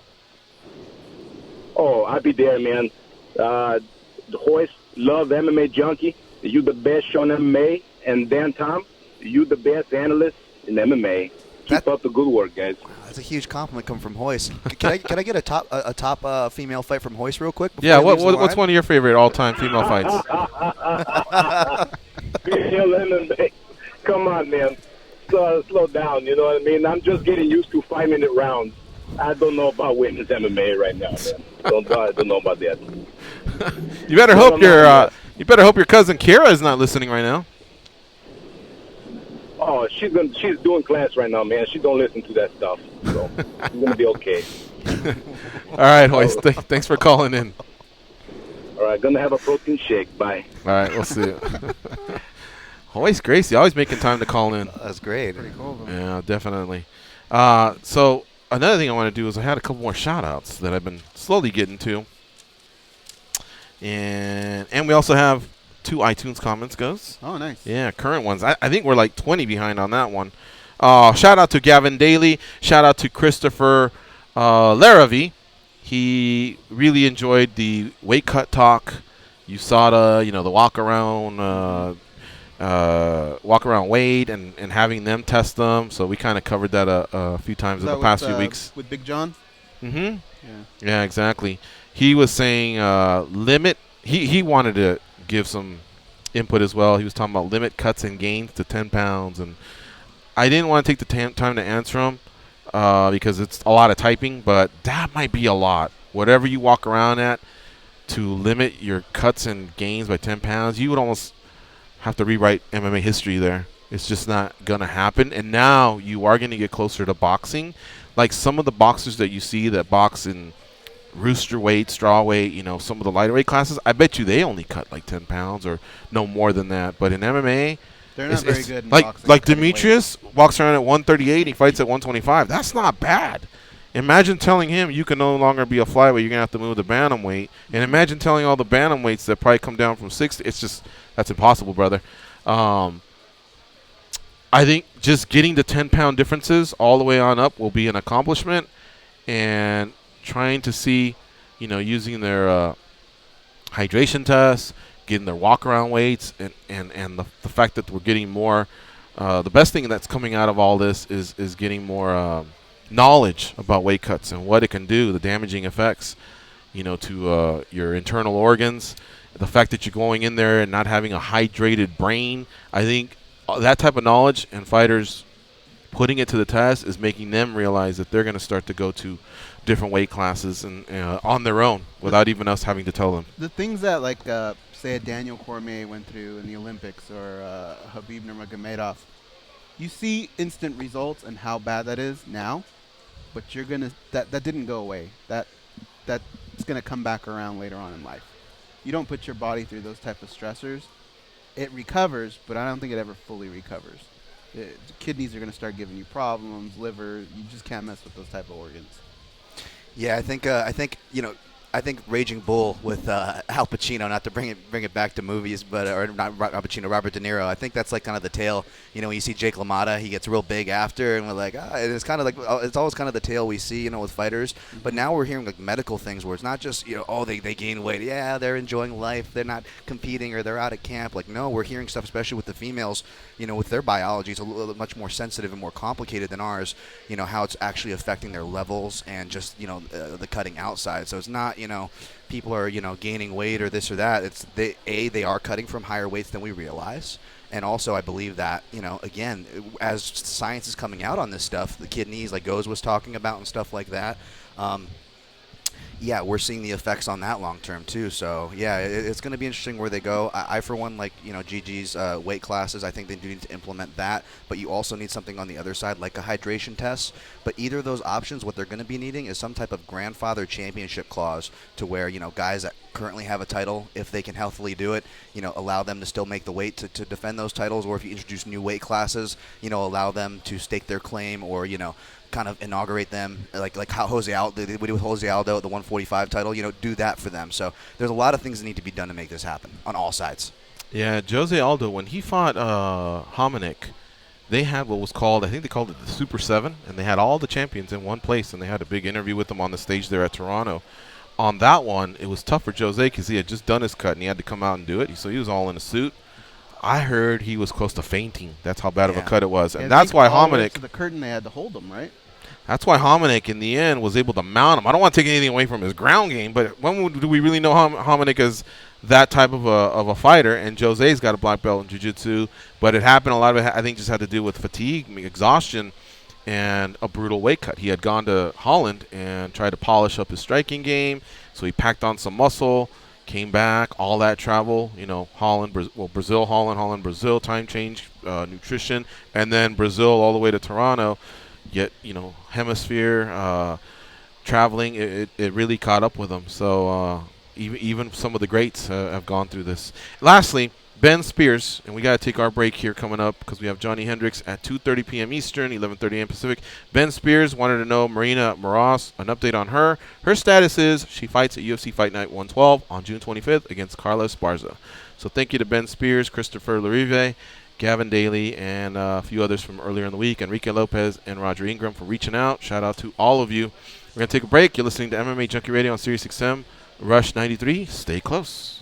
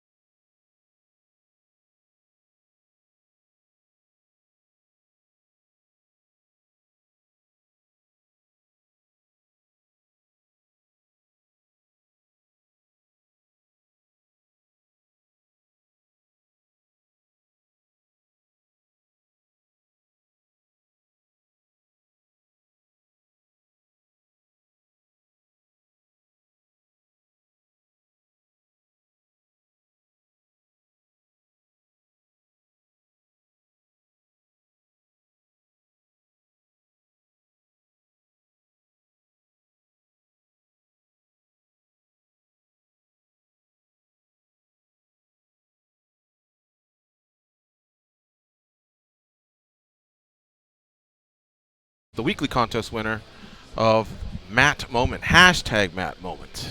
Ever wonder what it's like to train with an MMA champ? Enter for a chance to win an all-expenses paid trip to Dallas-Fort Worth, Texas for a VIP experience with former UFC welterweight champion Johnny Big Rig Hendricks. Winners will receive a meet and greet and a one-on-one training session with Johnny along with autographed memorabilia. Write a supportive message to Johnny via social media. More on that later.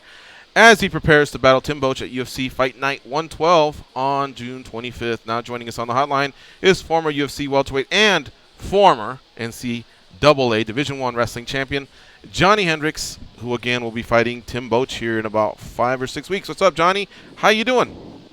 Nada. Doing great. How y'all been? Doing great, man.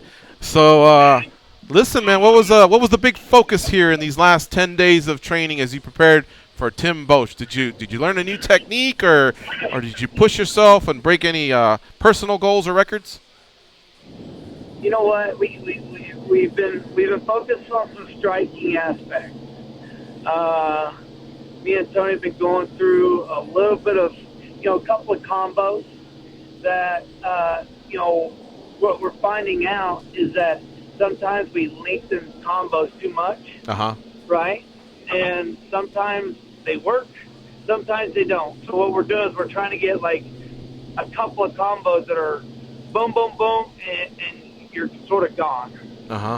What do you think of his big uppercut? How much respect do you have for that technique, that he always presents in his fights? You know what? For him to get close, I don't think he's going to want to get close. I really don't. I think he's going to try to stay away. I think he's going to try to bully me with his size and his reach, which most people try to do, but they figure out it doesn't work. And so I'm not really too worried about that uppercut, because for me to fight a right-hander, it's so easy to see that uppercut coming. That's one thing that I have been working on, and also a couple of other things that he's been doing that we've been watching a lot of footage. So there's a couple other things that he's doing to work on, like how to nullify it. I can't get into great details about it. There's a lot of things that we're working, which, like I said, it's fun. Yeah, you're solving a puzzle, basically, along the way, figuring out what he does, and he's doing the same, and then you guys play high-speed human chess on June 25th. Yes. Now, aside from announcing this week's winner, Johnny has been sharing a weekly Matt Moment as well. Johnny, what do you have for us this week? You know what? My Matt Moment this week is really, it's not even in the octagon. My Matt Moment this week is one of the first times, I don't even remember who it was, that came up to me and they're like, wait a minute, are you that guy? You know what I'm saying? And sometimes we take that for granted. I know I talk about it. I say, I'm very thankful that people do that. But I have the vision of them in my head still today. That the first time the guy was like, I was in Vegas, and a guy walked by, and he's like, wait a minute. You're Johnny, right? And I was like, yeah. And so that's why I really didn't get to share it, because I don't have a picture with me. You know what I mean? And that's been 8 years ago. But that was whenever I first realized, hey, people like watching me fight. They're starting to notice me. Does that make sense? Yeah, no, totally. Big time, man. I love it. All right, Johnny, it's time to announce this week's winner. Who do we have for this week? That's a great question. I'll tell you who it is. I'll tell you this week's Matt Moment winner is official Jimmy Martinez on Instagram. He submitted via Instagram. Excuse me? Is Instagram winning everything? Yeah, because he submitted through a video for this week's Mad Moment winner, and he's going to receive a Johnny Hendricks signed miniature octagon mat displaced in a shadow box frame. So congratulations to official Jimmy Martinez on Instagram. You're this week's Matt Moment winner. Hey, you know what? I'll tell you this. Everybody Instagram, I guess, is the way to go. Because I think we've out of all three, they've all been Instagram winners. For sure. Junkie Radio fans, get in there and share your Matt moment. I'd love for Johnny Hendricks to announce your name next week. It's easy to participate. As I mentioned earlier, here are the ways. Follow Dahlimer and Johnny Hendricks. On Instagram, it's at DahlimerMats, at Johnny Hendricks. On Twitter, it's at Dahlimer and at Johnny Hendricks. Or like them on Facebook, Dahlimer Sports Surfaces and Johnny Hendricks. Again, a supportive message to Johnny as he battles as he prepares to battle Tim Boach at UFC Fight Night 112 on June 25th. Don't forget to use the hashtags Matt Moment and Contest and include a picture or video if possible. I love this. I feel like we're part of his training camp. For sure. I love it too. Thank you to Dahlimer Sports Services for allowing us to be a part of this weekly contest, which concludes at the end of May. And thank you, Johnny, for checking in with us. I hope you have a great week of training, and we'll catch up with you in about a week. Hey, that sounds good, and I'll make sure to get some more details for my next training that I'm not going to give away too much. Awesome. All right, buddy. Take care. All right, later. All right.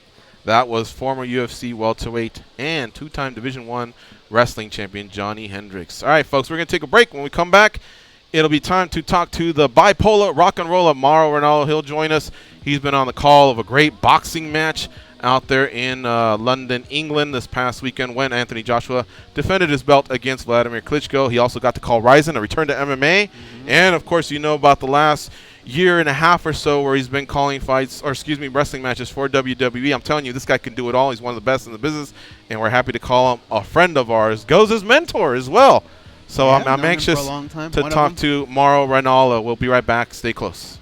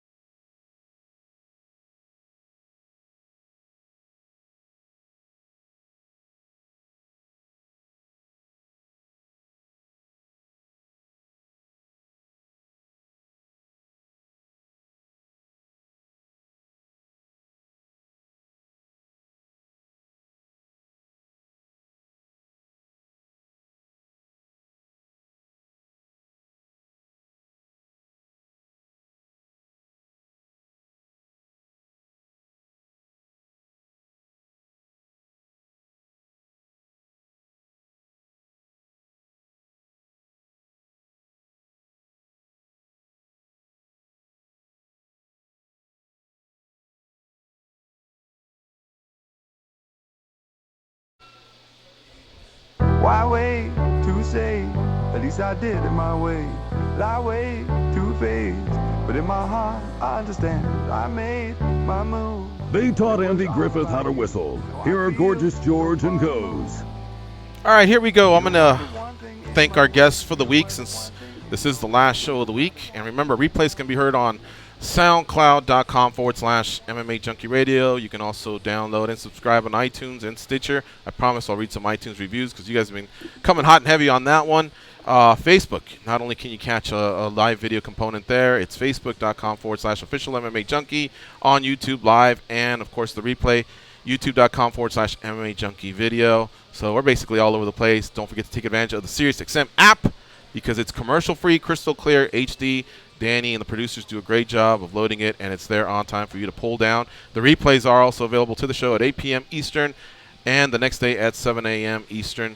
We also want to thank Jake Ellenberger, Dave Rossi, Stitch Duran, Michael Johnson, Jorge Masvidal, Frank Trigg, Josh Gross, Michael Chandler, Bristol Marunde, Aubrey Marunde, Dan Tom, and Johnny Hendricks for being guests of ours.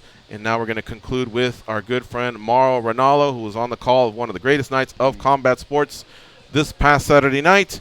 It was Anthony Joshua defending against Vladimir Klitschko. Joining us now on the hotline is Mauro Ranallo. Hello, Mauro. What's up? How you doing? Well, as usual, you guys have been doing the right thing and saving the best for last. But as usual, we need to make it fast because I am a globe trotter. I am not after anyone's wife or daughter. I'm just here trying to make the action on MMA Junkie Radio just a little bit hotter. So I say TGIF to you, my friends. How goes it, MMA Junkie Radio? How goes it, Goes? It goes great, but George, you called him Mauro Ranallo, and when he's on this show, he's Mauro Antonio Domenico Ranallo. That's right, the bipolar rock and roller. Good to hear from you. That's it. It's nice to be back with you guys in between my many jaunts, my many travels. In fact, believe it or not, the bachelor in me right now is on my way to be picking up my dry cleaning and my laundry. So despite living the high life, I got to be doing all this stuff on my own, and I'm not too happy about it. So anybody looking for a side job, anybody looking for some part-time work, I'm looking for an assistant ASAP. There you go. Hey, Mauro, I asked this question to Stitch Duran, who's got a lot of history in combat sports, boxing, Muay Thai, MMA, you name it. And he was there in the same spot as you were last Saturday night at Wembley Stadium in London, England. I asked him, despite the result, because he was on the losing end, was that your greatest night of combat sports? You know, as far as not the work that he did, because he did have to close up, keep that gap from growing. He got, that cut from growing on Klitschko's left eyebrow. But just, I guess, being in the moment, being in an epic event, he said it was. How about for you? I felt like you've been all over the world in some big stadiums as well, but it seemed like you soaked it in, and it seemed like you also knew you were somewhere special last Saturday. Oh, by far the greatest night of my career, and I know that's a recording, and that's just the blessings that I've been given throughout my life. I thought the greatest night of my career was when I started my career at the age of 16 watching All-Star Wrestling in Vancouver, Canada, and then knowing years later, here I am on the show, working with Stampede Wrestling, the legendary Hart family, working with Waffle Boss Rutan on a consistent basis in Japan, over 30 trips where crowds ranged anywhere from 30 to 45,000. Then doing Mayweather and Pacquiao with Andre Ward to over 150 countries. Being at WrestleMania last year, doing the pre-show at Cowboy Stadium, and thinking, okay, this is as good as it gets for you, Ranallo. Last Saturday, 90,000, a legitimate 90,000 people at Wembley Stadium in London, England, and being right there just a couple of rows away from the actual ring and calling it with my Hall of Fame analyst Al Bernstein and one of the great young analysts in the sport, and Paulie Malignaggi, to soak it all up, and then to see what transpired in front of us. The coming out party of a man who I believe is going to be the savior of the heavyweight division, and Anthony Joshua is just 27 years of age, now 19-0 with 19 knockouts, answering every question you want a young fighter to answer when they are faced with such scrutiny. Knocking Klitschko down in the fifth, and then yet almost losing the fight in the very same round as he seemed to prematurely celebrate. And then, of course, the next round, Klitschko dropped him, and we wondered, well, this is it. I mean, Klitschko is going to continue to ascend back to the throne, and it's going to be the status quo, I guess, in the heavyweight division, despite what Tyson Fury may think because of his issues with mental health problems and drug issues. But the way the fight played out, and then, without a doubt, the most dramatic round that I've ever been a part of in round 11, where Klitschko went down not once but twice, and then the referee, David Fields, finally stopped the fight. It was my crowning achievement as a broadcaster, and the fact that I've heard from thousands of people around the world, media and fighters alike, no less than the Fighter of the Year, the 2016 Boxer of the Year, Carl Frampton, went on his Twitter account and simply just put over my call of the 11th round. To have the respect of the superstars and my peers is unbelievable, especially with what I've gone through over the last couple of months, both personally and professionally. To be there and to be a part of history is something I will never forget. And as I've said in many interviews this week, and including on my podcast, Hendricks and Ranallo, which returned today, by the way, it is, the death of boxing has been greatly exaggerated, and Anthony Joshua and the rest of the young guns like Deontay Wilder, Joseph Parker, who's also fighting this weekend. They're 79-0 with 74 knockouts, my man. So the future of boxing, from where I sit, looks incredibly bright. Kudos to Steven Espinoza, my boss at Showtime, for putting together the fights the fans want to see. This year it's all about the best, fighting the best, the way it should be, coming off one of the worst years that I can remember in my 5 years of calling boxing in 2016. 2017 is all that in a bag of chips. Mauro, I know that Joshua and Klitschko delivered. They fought their asses off.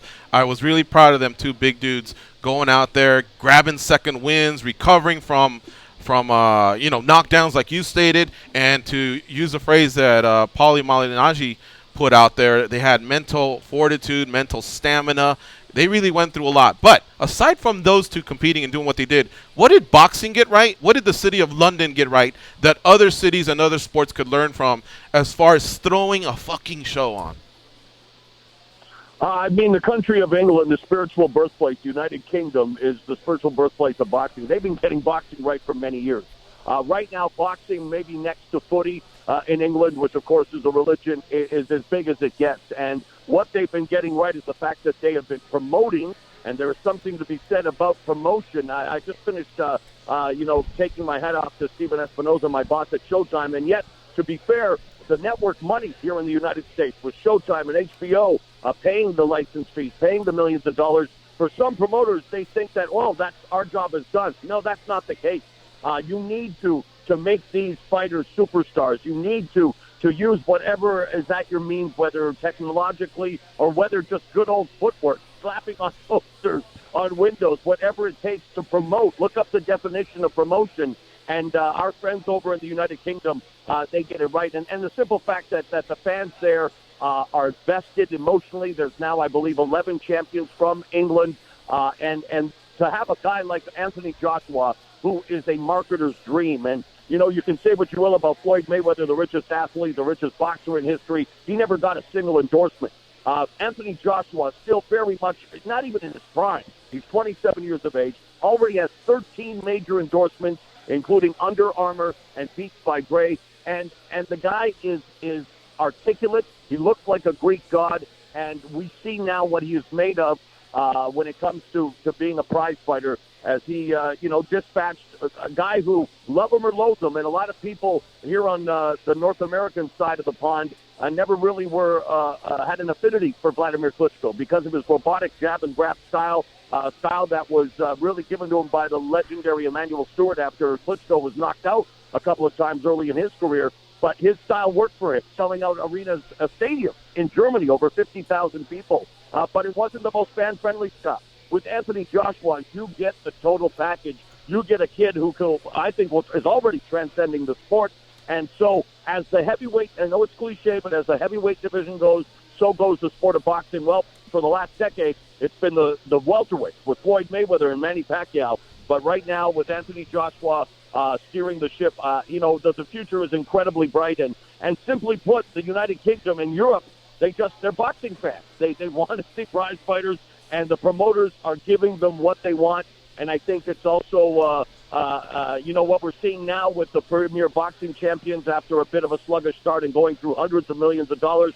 You've seen what we've done on Showtime, bringing you the rematch between Leo Santa Cruz and Carl Frampton, bringing you Andre Berto and Sean Porter, Keith Thurman and Danny Garcia, Keith Thurman and Sean Porter. The days of inflating your records, and we can thank mixed martial arts and the rise of the UFC, Bellator, and all those promotions in part, because people are sophisticated. They're not dumb. They know what they're being fed. And if you're going to, be the best of the best, you have to fight the best of the best. And that's how it goes. And I think here in North America especially, we need to learn that. I mean, here we are on the eve of a huge fight, Cinco de Mayo weekend, and yet to me it's nothing more than a simple cash grab, and I know why it's happening. It's because Julio Cesar Chavez Jr.'s name is Julio Cesar Chavez, the son of the Mexican icon Canelo, one of the biggest stars in the sport and definitely the biggest star in Mexico. But again, it's a catchweight fight, 164.5 pounds, no titles up for grabs, no pound for pound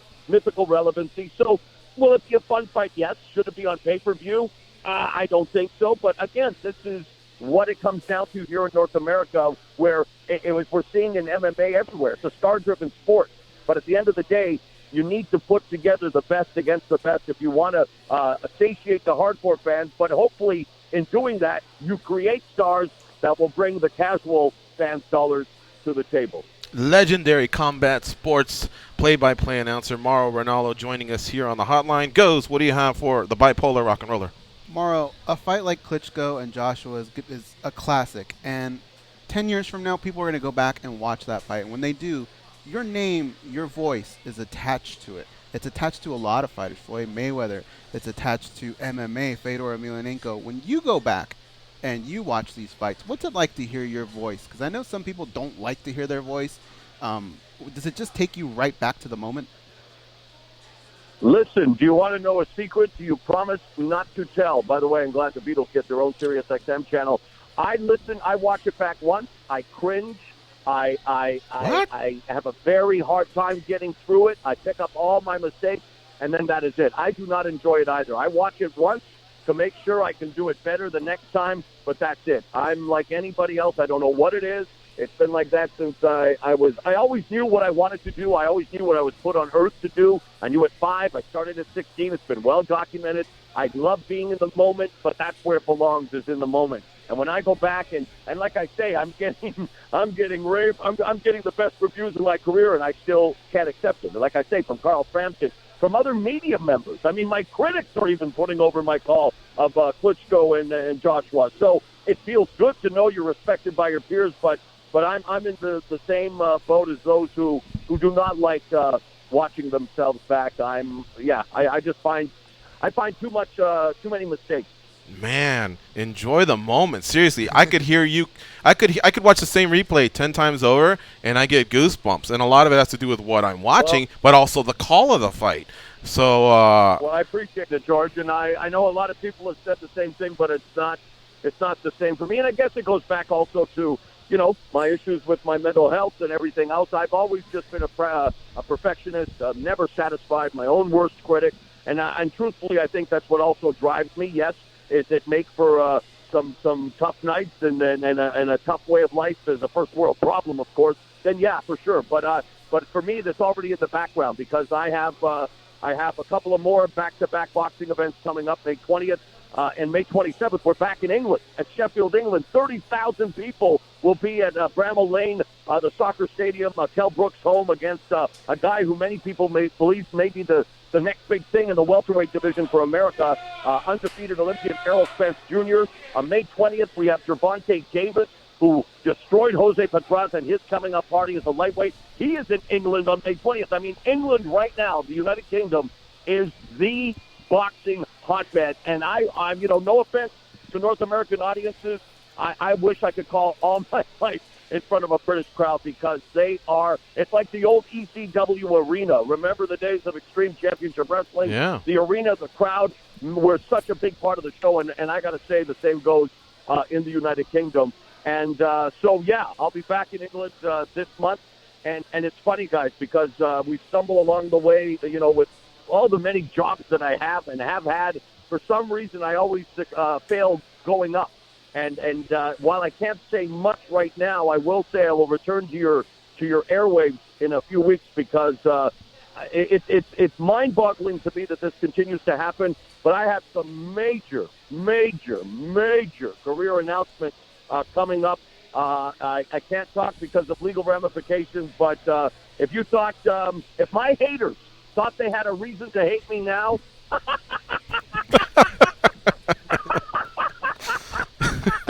You're going to have so many more reasons to hate me soon, my friend. Oh, man, he sounded like Jimmy Hart right now, that laugh, that little cackle. That was so cool. Hey, Mauro, listen. Hey, I was a heel manager one time.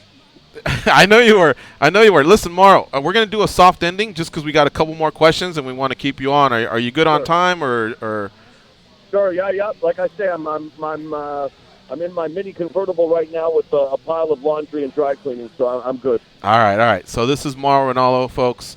Back in April, he called some MMA fights over at Ryzen. We'll ask him about that. And, of course, he was on the call of Joshua versus Klitschko this past Saturday night. And they've been showing replays on Showtime, so check it out. Enjoy it from the very beginning and enjoy the pre-fight, enjoy the fight, enjoy the post-fight. It was something else. The walkouts, the pyrotechnics, the breakdowns, the fight itself, the knockdowns. It was a beautiful thing. You'll fall in love with boxing all over again. So we're going to do a soft ending here. SiriusXM audience, you will get new content coming your way. And, of course, the rest of you just hang tight with us as we reset, and we'll continue with Mauro Ranallo here on MMA Junkie Radio. It's crashing, almost hopes down the drain. Fever, Las Vegas turning day into nighttime, turning night into daytime. If you see it once, you'll never be the same again. Guys, so Mauro, thank you, Danny. Mauro, I saw that same tweet. I saw that where you said if the haters have a problem with me now, wait till you see what I got coming. And I was speculating to our audience on Monday. I wonder if maybe Mauro is that guy that the UFC's been wanting to bring, in July or August, or I think Dana White has said something of that type of announcement. What can you say, anything about that? Has the UFC ever contacted you, or am I on the right path, or is there something else coming?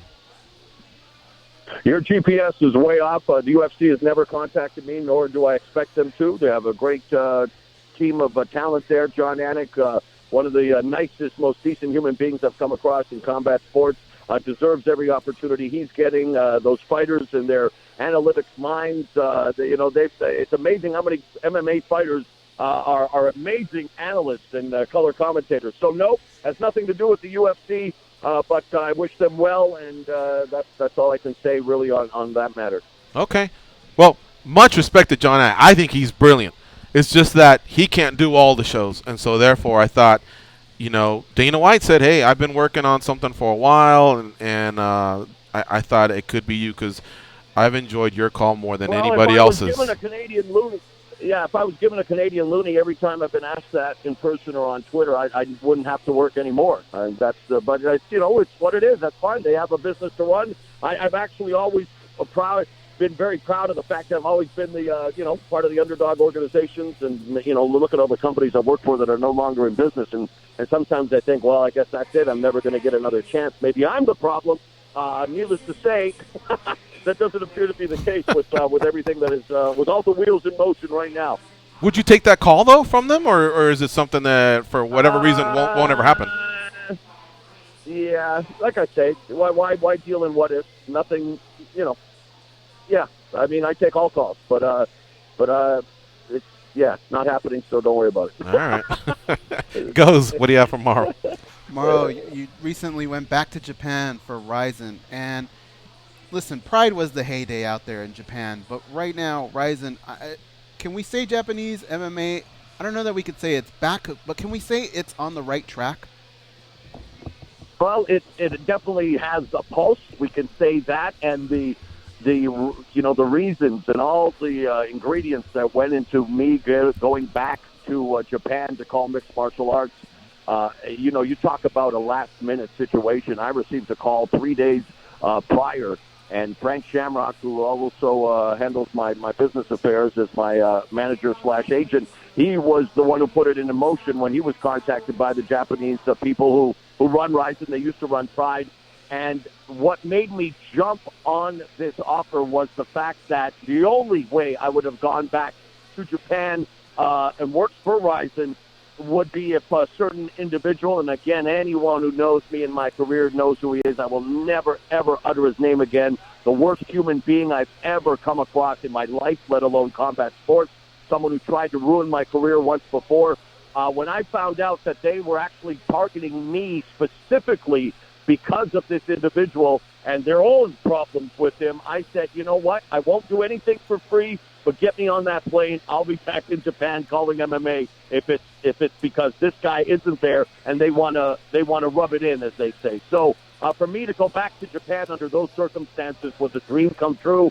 I enjoyed the event immensely. I think there's potential there to see, as long as they're Japanese stars, as long as they can cultivate their market and create the next Kazushi, well, not the next Kazushi Sakuraba. There will never be another Kazushi Sakuraba, but the first superstar of their own for this generation, then I think they'll do just fine. And again, I always got a kick out of the larger-than-life production values, the pro wrestling-esque storylines at times, where we even saw that with one of the women's fights. But for me, mainly, it was going back just to right a professional wrong and to flip the biggest bird possible to one of the biggest pieces of shit I've ever come across.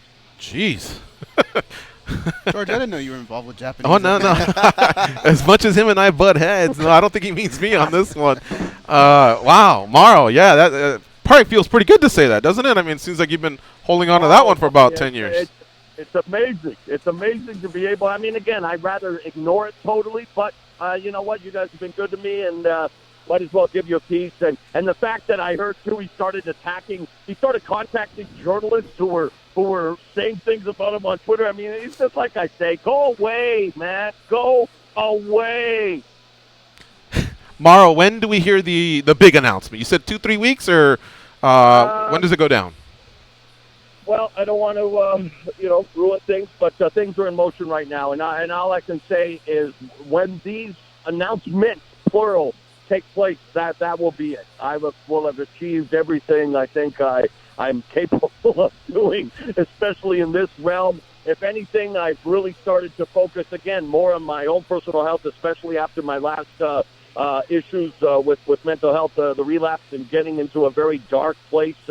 And to have myself bounce back so quick is really just a testament to my support network, to the people who are in my inner circle, and honestly to everyone on social media. We always joke about, the Twitter trolls, or as I call them, the Twitter troglodytes, and how the keyboard warriors can try to ruin people anonymously. I have felt nothing but love from my Twitter followers, my Instagram, my social media, and I can't stress enough how much that has helped me get off the mat, as it were, after being knocked down in March. And so, I mean, it's always a work in progress. It's a daily battle, but in exercising, in meditating, in trying to eat right, and in just talking about it. I'm an open book, as you guys know, and I the fact that I'm hearing or reading on Twitter people who tell me that I literally have saved their lives by being open, that people were literally on the ledge, and then they see that someone they watch on TV who's happy and successful and seems to have it all together, if someone like that can be suffering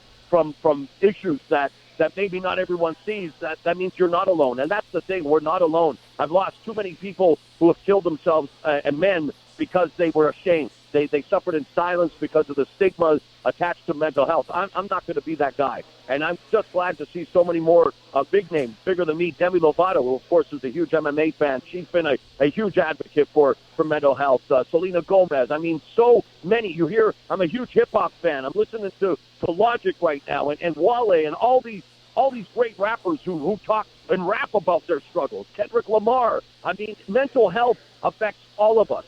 And the sooner we smack down the stigma, the better. And that is why the government, I don't care if it's Republicans, Democrats, we need more resources, not less, because if we lose one more person because they think they don't have help or they're ashamed or they're just not able to maintain the struggle, I'm ashamed to call myself a human being, because there's no way on earth that we should not be able to help those who need it. If you are in a wheelchair, if you've got a broken leg or a broken arm, we see it. People don't understand what people are going. Everyone is going through something. But mental health, it's Mental Health Month. I say keep up the good fight and forget all these announcements I'm about to make. Forget all the amazing fights that I've called. The only thing I want to be remembered for when I finally leave this earth is that I was someone who spoke up and spoke out and spoke for those suffering from mental health issues. Because if I did not get the help I needed, If I did not think that there was someone out there who loved me, I wouldn't be here today, and that's a fact. Millions of people love you, Mauro, including Goz and I, and everyone here. I love hearing this. Listen, I guess we'll close with that.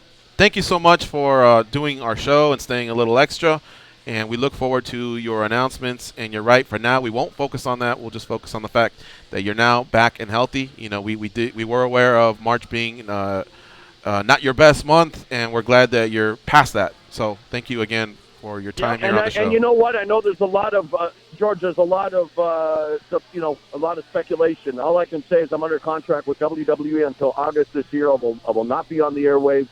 We have agreed to part ways, and all I want to say about that is that I have nothing but the respect and support of a lot of performers there, and WWE, as far as I'm concerned, is still my family, and I want everyone to continue to support WWE and all of the superstars.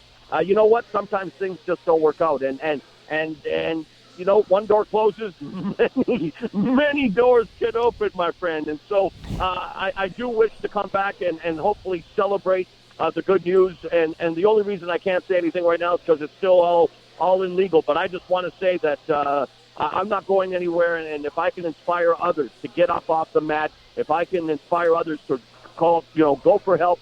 One tweet, before I let you go, one tweet I got from a guy last week who said he had not talked to his father in years. Read my tweets about what I've been going through and the struggle and the support of family and everything. He told me that very night he had a 1-hour phone call with his dad. So to me, we are one race, the human race. I don't want to get on my soapbox or whatever, but I think all of us who have been blessed to live the dream, to get the platforms that we do, that this world is a mess right now. We need to make it a better place. And that's, for me, if I can entertain people with my calls, God bless. But more above and beyond that, we need to take care of each other. We need to take care of the future, and I can't stress enough. It's not just the other guy anymore. Mental health affects all of us. So let's get this done, and let's make sure that everyone has the resources they need to stay alive, because that's what it comes down to, staying alive. There you go. Mauro, have a nice weekend. Thank you very much for your time, and we will hopefully catch up with you soon. Yeah, and I'll promise to come out of my shell the next time. Promise to come out to Las Vegas so we can have some more Heinekens. Goz is dying. Yeah, Goz is dying to share that video, the Dead Mouse video, right, Goz? I've never posted He's never shared that. You remember that, right, Mauro? Yes, I do, and you guys always look forward to talking to you. And again, you guys in your own ways keep up the good fight, and to be able, to do what you guys do day in and day out for Junkie Radio Nation, I applaud you, man. So anytime, I look forward to talking to you, and I think we're gonna have more reasons to speak before you know it. So thanks, guys. Have a great weekend, and happy Cinco de Mayo. You too. Take care, brother. We'll see you. Thank you. All right. Mauro's awesome, isn't he? Yeah, dude, he's incredible. He's got me on the edge of my seat. I gotta know what this is. I know. What's going on? Multiple stuff. He's so funny, dude. You take out the UFC. Like, is he gonna go to the moon? Like, what is he doing? I don't know. And if he did, would we all be surprised? Probably not. Probably not. Yeah, probably the call of the 6 astronauts going to Mars, and Mauro's on the rocket with them, hearing what they got to say. Who knows what it'll be? All right, folks. So we are out of here. Really thanked all of our guests for the week, and we got a podcast to do, Dan. We got some videos to do. So yes, sir. Looking forward to that. So we're just going to see you all on Monday. Let's see what I have for next week. Anything cooking yet? Maybe a main eventer here or there. Maybe Ryan Couture co-hosting. Maybe Ryan Whitaker might make an appearance. Maybe Johnny Hendricks. Or Johnny Nunez, for sure Johnny Hendricks. Michael Johnson. So there's some good names. It's going to be a fun week. For Dan and Danny and Jason and Goz, I'm George. Have a good weekend. Go out there. Be champions.